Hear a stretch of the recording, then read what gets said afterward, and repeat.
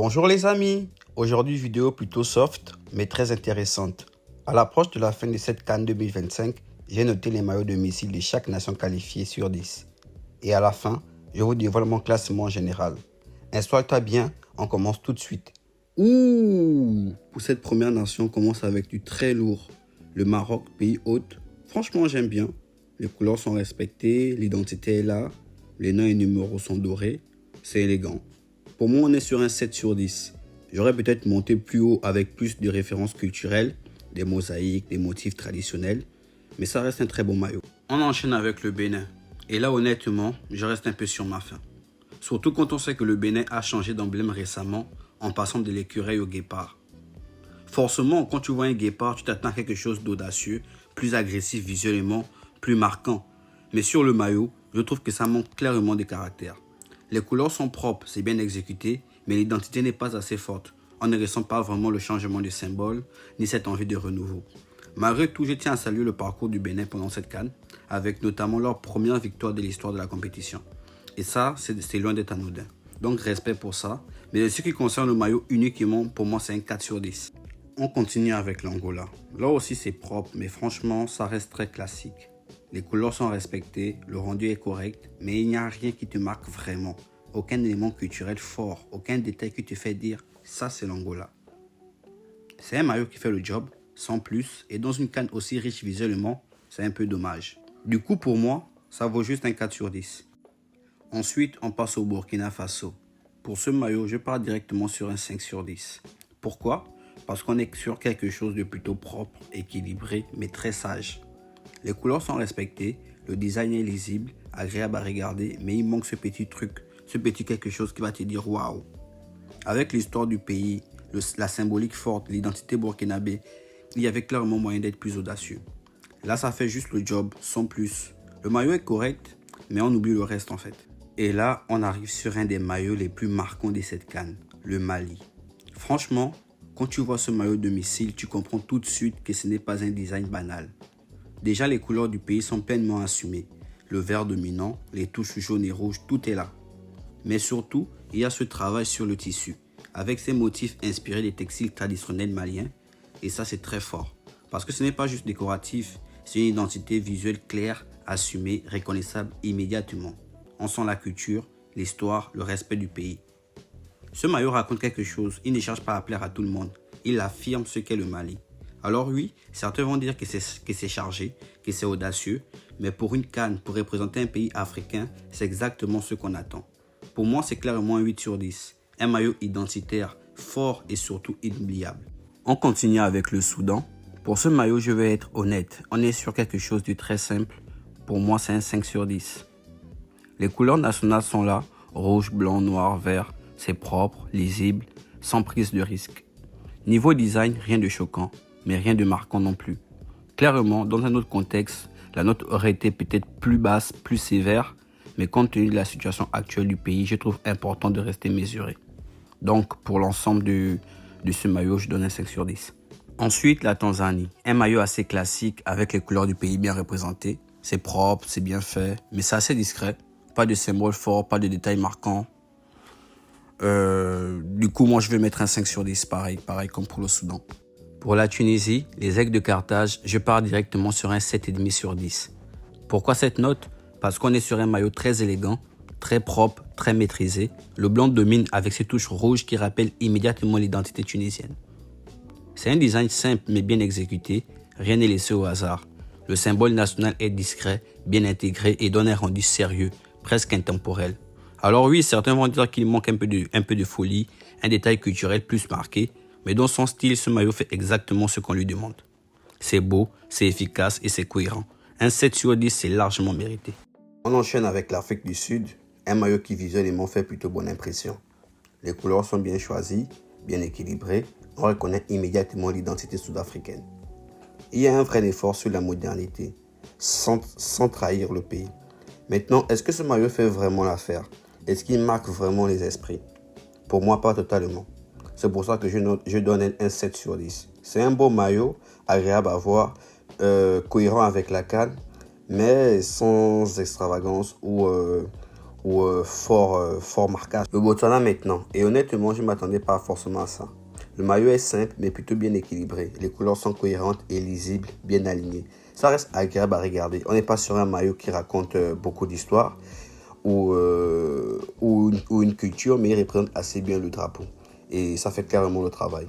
Donc pour moi, ce sera un 6 sur 10, un beau maillot, élégant, qui fait le travail, mais sans un grand plus. Le Sénégal maintenant. Et je vais poser la note directement. On est sur un 7,5 sur 10. Parce que le maillot, il est solide, sérieux, fidèle à l'image des Lions de la Teranga. On retrouve les couleurs nationales, le vert, le jaune, le rouge, tous bien intégrés, sans surcharge inutile. C'est un maillot qui inspire le respect, ce qui fait toute la nation, qui colle parfaitement au statut du Sénégal dans le football africain actuel. Maintenant, là où je reste un peu sur ma faim, c'est sur l'identité visuelle forte. J'aurais aimé un symbole plus marqué, un détail culturel qui saute aux yeux, quelque chose qui raconte encore plus l'histoire du pays. Là, on serait allé directement sur un 10 sur 10. Mais n'empêche, le maillot, il est beau, il est élégant. Il parle à tout le monde. Donc pour moi, ça reste un très beau maillot, propre, efficace et totalement au niveau du grande nation de la CAN. Les Mambas du Mozambique. Et là, je vais être honnête. Quand j'ai vu le maillot, je me suis dit, c'est tout. Avec un pays avec tant de symboles, je vous rappelle que sur le drapeau, on trouve un AK-47. Et leur nom, c'est les Mambas. Donc, disons, l'un des serpents les plus dangereux en Afrique. Du coup, je m'attendais vraiment à quelque chose de plus audacieux. À ce moment-là, dans ma tête, la note était déjà autour des 2 sur 10. C'est trop neutre, trop timide. Ça ne raconte pas assez d'histoire, pas assez de Mozambique. Et c'est dommage. Pour l'Algérie, je vais directement mettre un 7,5 sur 10. Franchement, on est sur un maillot propre, élégant, très maîtrisé. Et pour moi, ce n'était pas loin d'être le plus beau maillot de la CAN. Le blanc est bien travaillé, les touches de vert et de rouge sont discrètes mais efficaces. L'ensemble dégage quelque chose de sérieux, presque institutionnel. C'est un maillot qui fait sélection nationale, qui respecte l'histoire et qui passe très bien à l'écran. Maintenant, je suis totalement honnête, j'aurais aimé un peu plus d'audace. Un symbole fort, vous commencez à me connaître, un détail culturel plus assumé, quelque chose qui marque vraiment cette CAN. Là, le maillot, il est beau, disons qu'il fait très européen, très occidental. Mais malgré ça, ça reste cohérent, efficace, largement au niveau d'une nation comme l'Algérie. Autour des panthères, et honnêtement, sur le plan esthétique, il y a des choses à dire. Le maillot, il est beau, très beau même. Les couleurs ressortent bien, le jaune est vibrant, le bleu équilibré, et l'ensemble a une vraie identité visuelle. On sent une volonté de représenter le pays avec fierté. C'est propre, moderne et franchement agréable à voir. C'est pour ça que je donne un 7,5 sur 10. Mais attention. Et là, il faut être très honnête. Ce maillot méritait mieux sur le terrain. Parce que quand tu proposes un visuel comme ça, tu t'attends aussi à une équipe qui assume, qui impose, qui fait vibrer. Et malheureusement, les performances n'ont pas suivi les attentes. Des choix discutables, un manque de continuité derrière, des décisions fortes qui ont dû être prises. Et c'est le chaos total chez les Panthères. C'est toujours frustrant parce que le potentiel, il est là. L'image aussi, mais le rendu sportif n'a pas été à la hauteur. Bref, très beau maillot, vraie identité, mais une CAN qui laisse un goût inachevé. Autour de l'Ouganda, et là on est sur quelque chose de très simple. Le maillot fait le boulot, les couleurs sont respectées, c'est propre, mais ça ne provoque pas vraiment d'émotion. On sent que c'est sérieux, presque trop sage. Et quand tu joues une CAN, tu ne peux pas te permettre d'être aussi calme en fait. Il faut montrer du caractère. Du coup, je mets un 5 sur 10. C'est correct, ça passe, mais ça ne marque pas les esprits. Un maillot qu'on oublie vite, sans être méchant envers eux. Les Zambiens, les champions d'Afrique 2012. Honnêtement, c'est un maillot correct. Les couleurs sont là, l'ensemble est équilibré. Ça se porte bien sur le terrain. On sent un petit effort, mais pas encore le truc qui te fait dire waouh. Je mets un 6 sur 10. C'est au-dessus de la moyenne, sérieux, mais sans vraie prise de risque. Là, on arrive sur un maillot qui te fait vibrer dès que tu le vois. Je parle bien sûr de la RDC, les Léopards. Dès que l'annonce officielle de la Fédération congolaise de football a été faite, tout le monde a remarqué ce maillot de missile bleu, rehaussé des touches rouges et jaunes. Un symbole fort de l'identité, de la fierté, de la détermination congolaise. Ce n'est pas juste une couleur posée là par hasard. Le bleu rappelle l'héritage, l'historique de l'équipe, l'esprit du peuple et la lutte constante pour s'imposer sur la scène africaine. Et pour une équipe comme la RDC, on sent que ce maillot veut dire quelque chose. Rien n'est timide, c'est ambitieux, visuel et ça parle à tous les supporters. Vous en savez quoi? Je donne haut la main un 8 sur 10. Parce que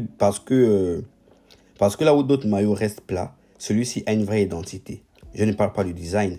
Pendant cette CAN, il y a eu ce supporter emblématique, connu sous le nom de Lumumba Veya, un gars qui est devenu viral pour son soutien silencieux, immobile comme une statue, un vrai symbole de passion et de fierté pour la RDC. Ce n'est pas juste quelqu'un dans les tribunes, c'est devenu un symbole. Et il y a quelque chose de puissant à voir. Ce maillot, ce léopard et cette identité assumée en même temps que l'énergie du public congolais. Et même si la RDC n'a pas atteint la finale cette fois, l'impression qu'elle laisse, l'attachement de ses supporters, l'attitude de ce gars dans les gradins, tout ça fait en sorte que le maillot ne se contente pas d'être joli. Il raconte une histoire, un héritage et une fierté nationale. C'est pour cela qu'il mérite clairement un 8 sur 10. Nous allons poursuivre avec 2 maillots pour continuer. Mais avant, j'aimerais vous demander de vous abonner à la chaîne. Parce que je prépare d'autres vidéos encore plus intéressantes, notamment celle sur le 11 types des joueurs qui ont marqué cette CAN. Elle viendra compléter la vidéo qui a déjà été réalisée sur le 11 types des joueurs à suivre juste avant la CAN. Donc, abonnez-vous et surtout lâchez un j'aime, ça me permet de faire des vidéos encore plus intéressantes et de faire progresser la chaîne. Alors, on va commencer par les Comores. Le maillot, il est propre, rien de choquant, mais on reste sur quelque chose de très sage. Pas assez d'audace, pas assez de références culturelles, et au final, ça manque de caractère. Je mets un 3 sur 10. Et juste après, la Guinée équatoriale. Là, pour être honnête, c'est exactement le même problème à chaque édition. Toujours le même maillot, quasiment identique pour chaque CAN l'une à l'autre. Aucune signature forte, aucun détail qui fait dire « Ah, ouais, ça c'est eux ». Résultat 2 sur 10. Ce n'est pas catastrophique, mais à ce niveau de la compétition, on attend un minimum d'identité visuelle. Pour la Côte d'Ivoire, le maillot il est propre, simple, classique et efficace. Pour moi, ne s'est pas raté, mais pour moi n'a pas non plus pris des risques. C'est là que ça divise, parce que l'orange en Afrique c'est la Côte d'Ivoire, on le sait tous. C'est une couleur iconique, reconnaissable entre mille, et rien que pour ça, le maillot impose le respect. Mais quand tu regardes les détails, l'identité, les références culturelles, on reste un peu sur notre faim. Personnellement, je donne un 7 sur 10. C'est un bon maillot, mais pour une nation comme la Côte d'Ivoire, on pouvait clairement aller plus loin. Pour les pharaons, les Égyptiens, là franchement c'est très solide. Le maillot est élégant, cohérent, respectueux avec l'histoire du pays. Et visuellement, ça fonctionne direct. Rien n'est en trop, rien n'est mal placé et surtout, ça dégage une vraie impression de puissance. On sent de l'expérience, on sent la nation qui sait où elle va et ça reflète parfaitement sur le maillot. Pour moi, c'est un 8 sur 10, sans trop discuter, sobre, classe et efficace. Là, on ne va pas se mentir, le Cameroun en CAN, c'est toujours un événement. Avant même de parler du terrain, le maillot fait déjà le taf. Ce vert intense, les détails travaillés, cette identité immédiatement reconnaissable, franchement, c'est du Cameroun pur jus. Et très tôt dans cette CAN, je me suis dit une chose. Ok, ce maillot mérite au moins un 8 sur 10. Ce que j'aime surtout, ce qui n'est pas juste beau en fait, il raconte quelque chose. Le Cameroun, historiquement, c'est une nation qui n'a jamais triché avec son identité. Et ça se ressent encore ici. Et derrière, le parcours a surpris pas mal de monde. Parce qu'on ne les attendait pas forcément aussi solides, aussi constants, aussi sérieux dans l'approche des matchs. Il y a eu des ajustements, des choix forts, parfois critiqués, mais au final, ça a bien tenu. L'équipe a répondu présent quand il le fallait. Pour moi, le maillot et le parcours vont ensemble. De la personnalité, du caractère et ce petit truc camerounais qu'on reconnaît entre mille. Très solide en CAN, très solide en tenue. Avec le Nigeria, c'est simple. Ils savent faire des maillots qui claquent et leur réputation dépasse largement l'Afrique. Avant même de regarder les détails, tu sais que tu vas avoir quelque chose de fort visuellement. Je vais être honnête, je leur mets un 7 sur 10. Et je l'annonce maintenant. Pourquoi? Parce que c'est beau, c'est propre et c'est efficace. Mais j'aurais aimé un peu plus d'identité culturelle poussée, un petit risque en plus. Ça reste très Nike Nigeria, très international, presque trop maîtrisé. Après attention, ça reste un très beau maillot et dans une CAN, il fait toujours son effet.